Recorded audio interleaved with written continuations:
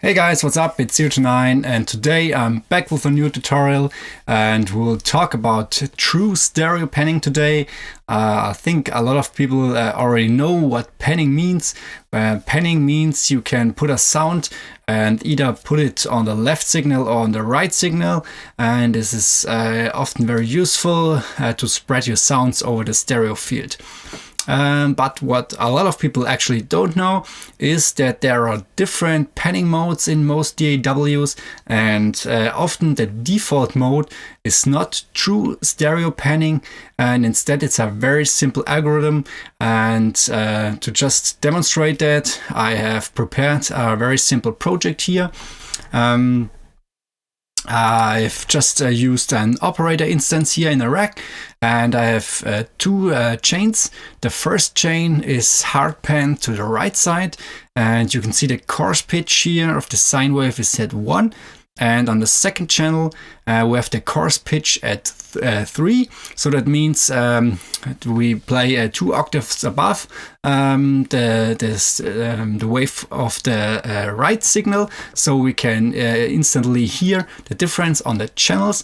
And now I can demonstrate how the default panning in Ableton works. And it's similar to that in most other DAWs. Just to let you know, but I will quickly show it. I will quickly play the original sound.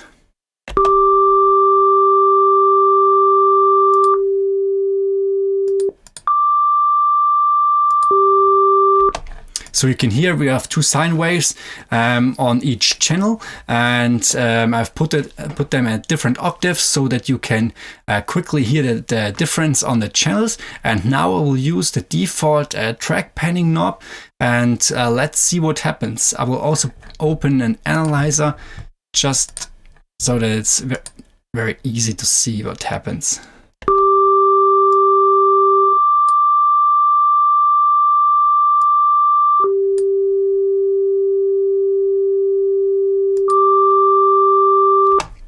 So I think it's very obvious what's happening. What the default panning mode is doing, it's just decreasing the volume of the other channel. For example, if I pan it to the right, it will decrease the volume of the left channel. And if I really hard pan it to one side, then the other channel is completely silent. And this is kind of the problem with the default panning mode in Ableton, that you lose the information from the other channel if you pan a sound hard to one side, or even if you use like pan it half to the side, you lose a lot of information from the other channel.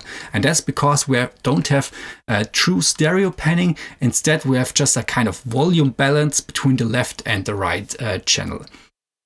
And there are very easy solutions to that. But first of all, let's tell you this. This is only relevant if you have a stereo sound. If you have, for example, a drum sound which is mono by default and the source sound is mono, then this doesn't really matter, because the left and the right channel on the mono sound is exactly the same. So then the knob is doing what it's doing, and this is probably enough. But if you have stereo sounds, for example, if you have a synth sounds or like any kind of effect sound, most of them are probably stereo, then often it's better to use true stereo panning, because you already like the sound you have and you just want to offset that sound and put it a little bit on the left or a little bit on the right, but you don't want to change the sound at all. You just want to pan it. And for this, you can in Ableton just right click here on the track panning knob, and then you can select the split stereo pan mode, and it will look like this. And let's quickly test it.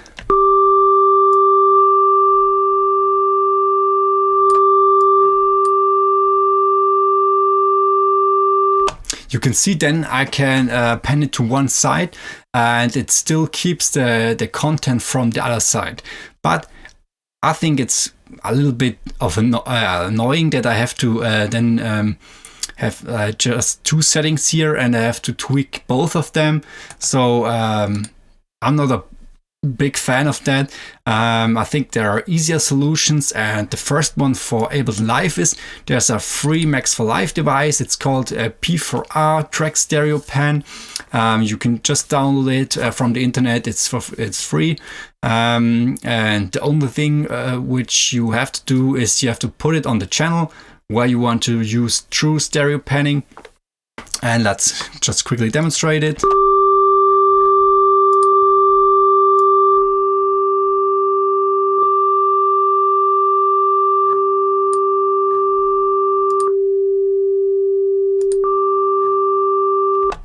So yeah, it kind of fixes the problem. It uses a true stereo panning, and you have to just to insert it here on your channel. Very easy. But for all the other people which are not using Ableton Live as a DAW, there's also a free plugin which is called a DPanPod. It looks like this. You can also get it for free. Just like Google it, and you will find it. And let's just quickly try it. You have here this kind of knob, or the slider from left to right.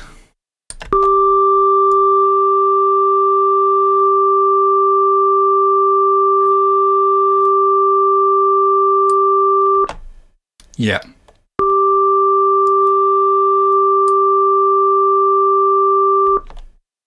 You can also see that with this slider, it's the left signal is still, it just gets lower, but it's not completely gone.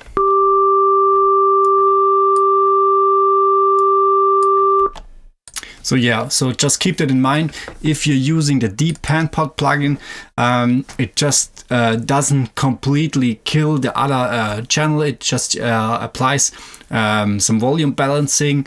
But if you're using the Max for Live device here, it truly puts the sound completely on one or the other channel. So I think that's good to know.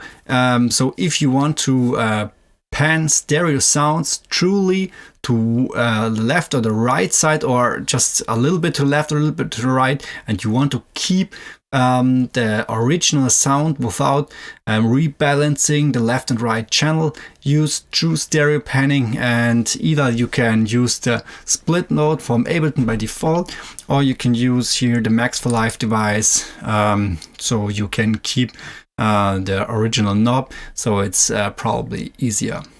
Yeah. So thanks for watching. See you in the next tutorial. I hope this was helpful. If you liked the video, make sure to click the like button and follow the channel if you want to. I will put up a lot of new content in the next weeks. So see you soon. Thanks for watching.